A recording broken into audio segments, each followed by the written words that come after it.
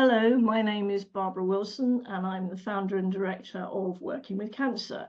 We're a UK-based social enterprise and provide coaching support, training and consultancy services to employers, employees with cancer and to working carers to help them manage work and cancer at any stage of a cancer diagnosis. And today I'm speaking with Anna Dunn, Working with Cancer Associate, about her experience of cancer and what led her to join Working with Cancer last year. So perhaps, Anna, you could start by introducing yourself. Yeah, I'm Anna. I've been working with cancer for just over a year as an associate, where I do mainly coaching. I've also been working as a leadership coach for about 9 years. And then before that, I worked in human resources for about 16 years. And what brought me to working with cancer was obviously I had my own cancer diagnosis in 2015. And I struggled afterwards. And from my personal experience and using my coaching experience as well, I realized that I might be able to help other people who had been through cancer and were struggling as well. And so I started volunteering as a cancer coach about 4 years ago. And doing that validated to me that other people struggled as well in a similar way to me. And then I got in touch with Barbara and found the perfect position, able to merge my HR experience and my coaching experience and my own personal experience with cancer to working here and doing what I do with Working with Cancer. Brilliant. Thanks, Anna. So a big question. Tell us about your cancer treatment and how it affected you and your family and your life. Yeah, so I was diagnosed with a nodular melanoma. It was on my chest, and it was it was a mole that I'd had for years and years and years, and I just noticed it was changing a bit. And it was only when a friend of mine had a biopsy done on one of her moles, I thought, well, I should probably get mine checked out as well, but really very blasé about it. GP referred me. Everyone was completely blasé about it until I had the phone call to get the results from the biopsy. And they explained that it was a melanoma, the nodular melanoma stage 2, and the nodular one is quite aggressive. So within space of probably about 6 weeks, I had the surgery. So it was a wider local incision to remove the area around the cancer and a lymph node biopsy. And then I was kind of set free. So I didn't have to have any chemotherapy. And I did question that at the time. And there are certain cancers that don't respond that well to chemotherapy, so you don't have it.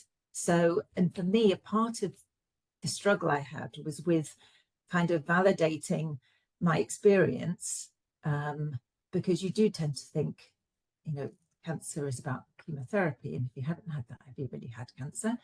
And I was really struggling with anxiety afterwards, and the disconnect with what people expected and how I actually felt, having people come in saying, oh, congratulations, you're cancer free.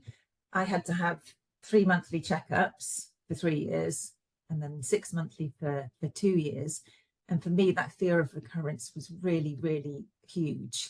And it really knocked my confidence. And I think I didn't ever put the 2 and 2 together, that the concept of being told you've got cancer is in itself quite terrifying, because you're faced with your own mortality. I've had young children. You thought I was going to die, as you do when you're told you have cancer, and that in itself is really trauma. It's traumatic having to deal with that, and I struggled with processing that afterwards. It all kind of happened so quickly in the space of 6 weeks. And over time, instead of it getting easier, it kind of seemed to get worse for me, because I think I beat myself up because I couldn't do things that I used to be able to do. My confidence dropped. I went straight into looking for work because I'd taken a career break, having children, and thought, right, straight back into work. So I had lots of job interviews, but my confidence just wasn't it wasn't me. I felt like something was missing, and I developed a real phobia of traveling. So I then got a job where I had to go into London, but I just could not get on the train. I couldn't go on the underground. It was almost like a panic attack, and I didn't want to tell anyone, so I couldn't tell the people that I worked with that this was happening. And it wasn't until my Macmillan nurse referred me to a cancer psychologist because of my anxiety, and she was the first person that said to me, Anna, it's quite normal to feel like this. And I kind of wish someone had told me that earlier, because I think a lot of the problem I had was with feeling like I got it wrong. Like, why am I feeling like this? Why am I not feeling great and positive and like I can, take on some huge challenge, when actually it was kind of like my world had got smaller. And it did affect at home with my husband, because he equally couldn't quite understand what was going on. It was like, I'd kind of diminished. I felt smaller. I felt very, very vulnerable, and was really terrified of anything. Like, my children were quite young. If they went on school trips, anything to kind of do with transport or traveling, just it was catastrophizing, as I know now. And that hypervigilance, my body is covered in moles. So everyone was like a potential death sentence, and I must have had a hotline to my Macmillan nurse. But yeah, and then I had an auntie who died of cancer within 3 months of her diagnosis during that time. So then that just made me think, why did that happen to her? Why did it happen to me? And kind of logic goes out the window.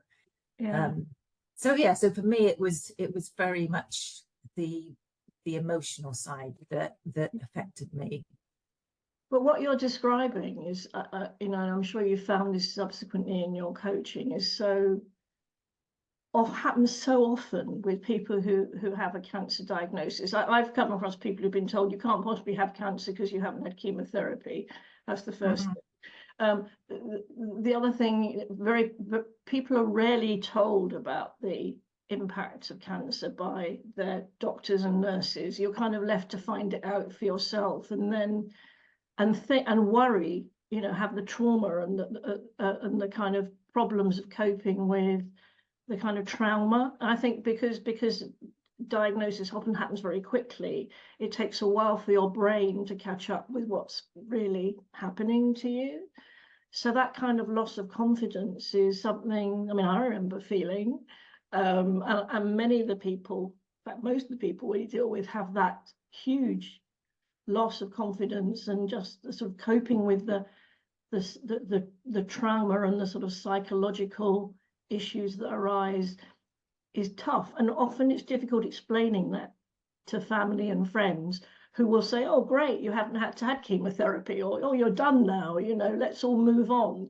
And they all want to move on, but your head is still stuck with this appalling piece of news you've had and all the treatment you've been through. So it's really interesting. I think the psychological impact of cancer is totally underestimated and not properly discussed.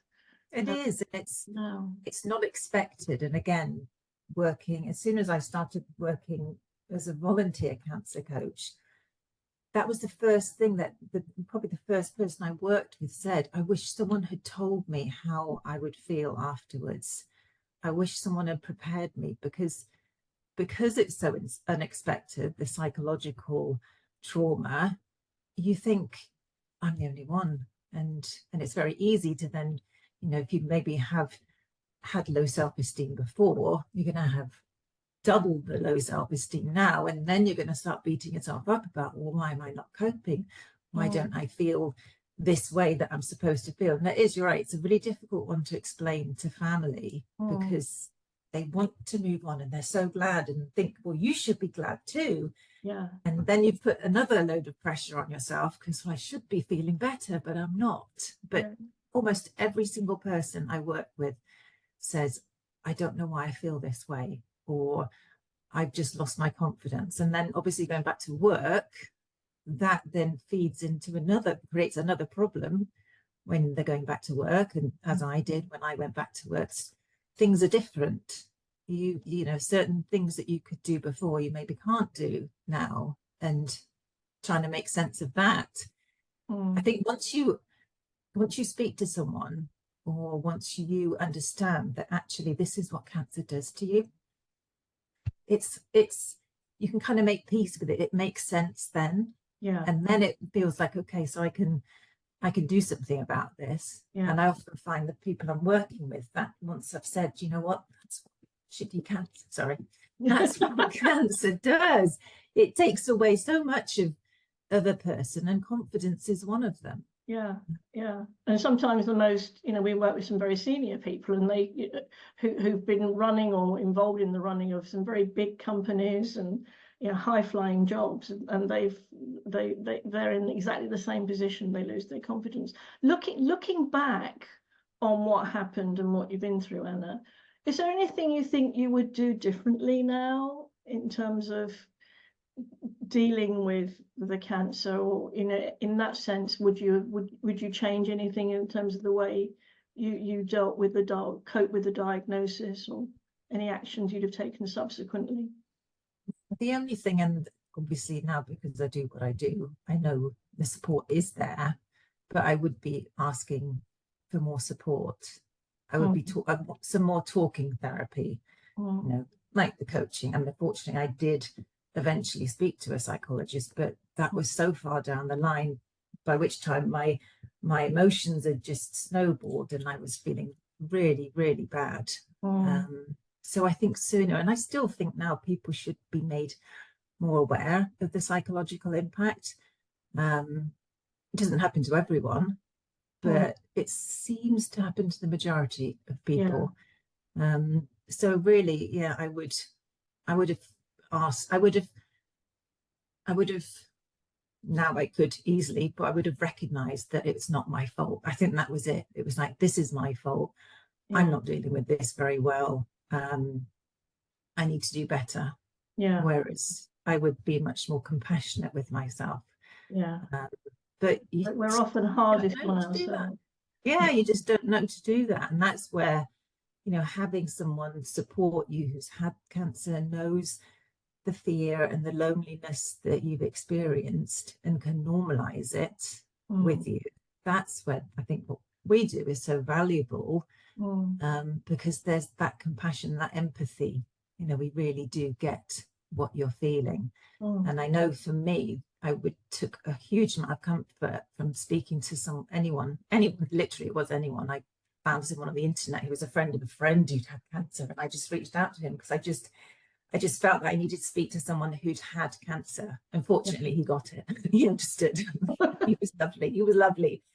But there's something really comforting in talking to someone who's had cancer, as opposed to someone who hasn't, who just can't quite get it, sadly. Yeah.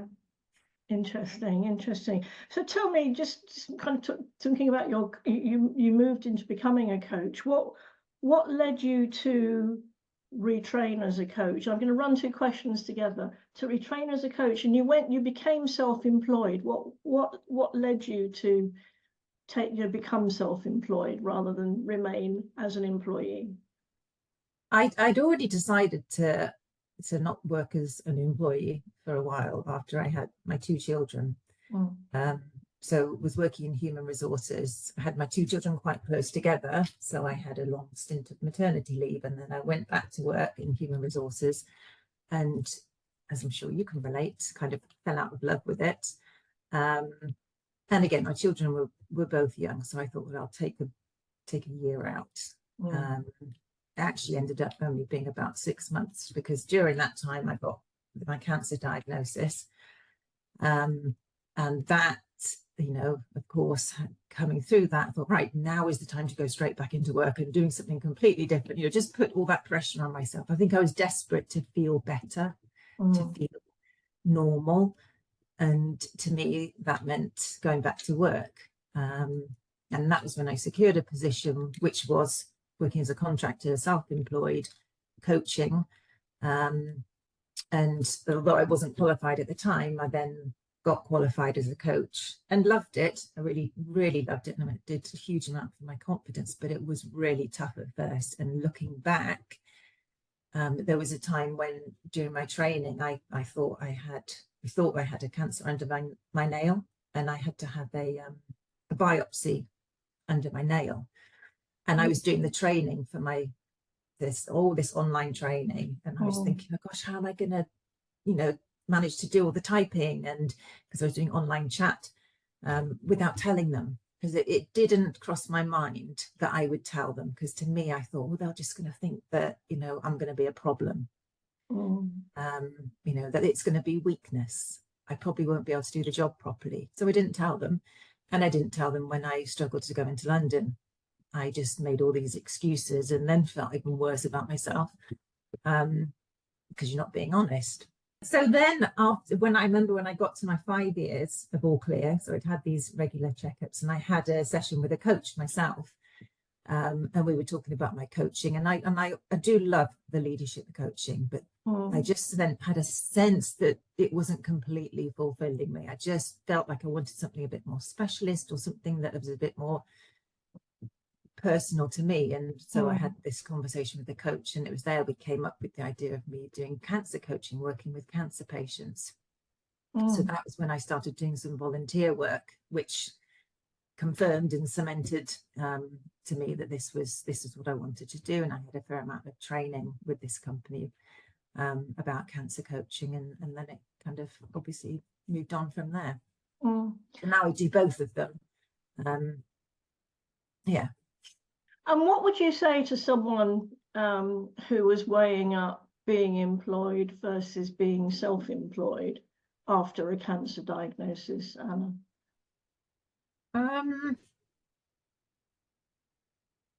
In terms of which would be better? Yeah, or what we might need to consider in terms of the two. I haven't given you notice of this question, so feel free to say I don't know. I hadn't thought about it. I guess when you're working for yourself, there's this you've got that risk, don't you? Because you don't get sick pay. It's not as secure. You're generating your own work. It's probably, I guess, were I to have been in an employed role, well, it depends on the company, doesn't it? It does, as we have found out with the people we work with. Yes, if you're lucky enough to work for a company that supports you, then, that's amazing. And one thing I would say is when I was going through my cancer, and obviously my husband went through it, from his perspective, his company were so supportive of him as a carer. And I always remember him saying to me, I stayed on longer at that company than I would have done because I wasn't enjoying the role, etc. But he said they were so good to me, I felt I owed it to them to be loyal, to go that extra mile. And I think that's something that employers often miss. If you support someone through cancer, they're going to be your most loyal employee. Absolutely, yeah. And very often I think carers and their role, but their importance in society, but also the issues they're dealing with, are overlooked by employers. Okay, thank you. And apologies for asking the question when we hadn't discussed it in advance. So I'll go away and I'll think about a really, really good answer now. Just about turning to coaching again, though, what do you think that our coaching, or our kind of coaching, delivers that other services don't provide, do you think? I think it's like I mentioned before. Well, one is that everyone's had some experience of cancer, and two is that most people have worked in business, possibly HR, but mostly HR, but have that business experience as well. But yeah, predominantly, I think it's that lived experience that you can almost see it in a person when you say, yeah, I had cancer. It's like you're part of this club you don't want to be part of. No one wants to be part of it, but you share something in common, which is which is, you know, it's something it's difficult to put into words, but it really, you feel it, you just know that they know, they get it, something that other people haven't been able to get. And it can feel very lonely when, you know, in your family, for example, when you're the only one that's had cancer and they just don't get it, or your friends just don't get it. But this person who's, you know, who's supporting you, who's coaching you, who's advocating for you within your work, knows how you feel and gets it and listens and normalizes it. And I think that's just, gosh, I'd have loved to have had that support. I mean, it's interesting you say that. I mean, I remember, not in my case, but when my mum had cancer and was very, very ill, and she died of it in 1993 now. But I remember the kind of, and I look back on it with horror, the kind of impatience I had with her when she was saying she wasn't feeling well. And you know, and I think before she had a diagnosis of cancer or re-diagnosis of cancer, I hated the thought of her telling me she was unwell. I wanted to hear she was fine. And that must have affected her ability to talk to me about feeling unwell, because she didn't want to upset me. And I think that often happens, is that individuals don't want to upset their families. I think it's an issue particularly with men. Men don't want to upset their families by telling them they're not feeling well or not feeling good, because they need to be the strong one. They don't want to upset other people. And it can be it's a terrible burden to carry, but it also doesn't help anybody. That kind of not wanting to upset people means that you know, you're not really getting the support you need from other people around you, that we all need when we have a cancer diagnosis. So reflecting on all you've been through, and also your coaching work, what advice, sort of top tips, would you pass on to all those trying to manage work and cancer, Anna? I would say be gentle with yourself, be compassionate with yourself, which is always the hardest thing to do, but really kind of check in with yourself, I think, as well, because that's what I didn't do. I didn't really sort of stop to consider what was going on. You're trying to move on quickly. So it's that sense of just slowing down. There's no rush. You know, within coaching, we always say, you know, you've got to get out of your comfort zone, and, you know, you're setting goals and then I always say in my coaching sessions, okay, this is the one time that doesn't apply. You know, you don't want to be pushing yourself out of your comfort zone now. You want to be finding your comfort zone and getting to a place that feels safe and secure. So I think that would be, you know, my biggest top tip, would be just to pause, to slow down, to not be so hard on yourself. Talk to people. You know, if you can get some support, then get that support. Be open and honest about how you're feeling, which can sometimes be quite hard when you don't want to be feeling that way. You want to be feeling another way. But yeah, for me, I can't underestimate the value I got from eventually talking to a psychologist and just having her normalize everything. And stop me from pushing myself and kind of, you know, that self, you know, knocking yourself, you're just not good enough, you're not doing this properly, you got this all wrong. So I the concept, this is not a time to set yourself stretch goals, is it? It's not. And so many people say that, though, that I work with as well, you know, but I've always pushed myself, and I've always, you know, striving to do better. And I just, you know, say, as a coach, yes, I would always say that as well, but not now. Now is the time to disregard any of that, because you want comfort. You need to find a place where you feel comfortable, because after you've had cancer, you know, everything feels, you know, you've been poked and prodded, you've had every aspect of control of your body taken away from you. And that's one of the really big things I always say to people is, you know, we're going to get you back in control, because you feel so out of control when your body's let you down like that. Yes, to use that terrible phrase, it's about taking back control. Mm. No, you're so right. So look, finally, this has been really, really good, Anna. Finally, is there anything else that you'd like to add, or that you feel is relevant or important to those people who are listening to this interview? I think it's just to normalize how you're feeling. You know, it's once, you know, whatever your treatment was, I think, because every cancer, and I've learned so much, obviously, every cancer, every person has a different treatment plan. And no matter what your treatment plan might be, you know, that diagnosis was traumatic. And if you're finding you're struggling, then it's normal. Yeah. It's normal, but do get some help.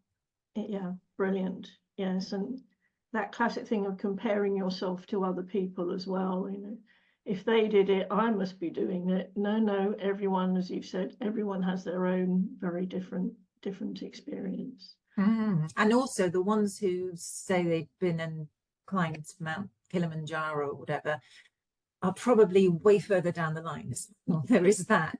You know, we usually speak to people, don't we, when they're either having their treatment or have just finished their treatment, and it always amazes me how many people are just, right, I should be back to normal now. Yeah. Just did you finish treatment? And that just puts so much pressure on yourself. And then reading about so and so that went and did something amazing. Well, some people do, but not many. Not many. Not right away anyway. And they're a different place. Absolutely. Look, a huge thank you, Anna, for sharing your story and what you've been through and what you've learned about work and cancer. Thank you so much for sharing that with us today. So just to end this session, I just wanted to say that this interview has been recorded by Working with Cancer. And if you would like to find out a bit more about the work that we do and how you can use our services, please go to our website. Visit us at workingwithcancer.co.uk, or you can contact us through admin at Working with Cancer, and there's our phone number as well if you wanted to call us. So thank you very much for listening. Thank you, Anna, for a really powerful conversation today. And take care, all those who are listening to us. Thank you so much. Goodbye.